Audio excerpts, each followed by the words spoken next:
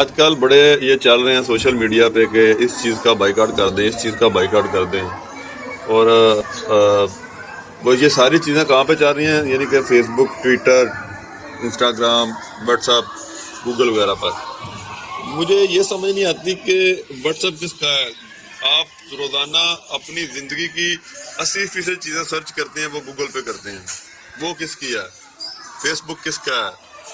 تو اس طرح کاروباری معاملات جو ہیں، اس میں بہت سارے آگے جو شیئر ہولڈرز ہیں وہ ہم آخود لوگ ہیں۔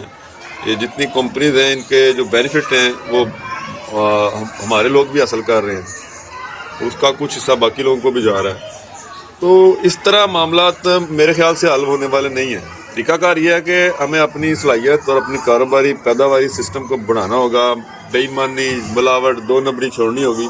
ابھی پچھلے مہینے 20,000 امیزون اکاؤنٹ جو ہے نا پاکستان سے بلاک ہوا ہے، یعنی 2 نمبری اور غیر معیاری معاملات کی وجہ سے۔ تو ان چیزوں سے پرہیز کرنی پڑے گی۔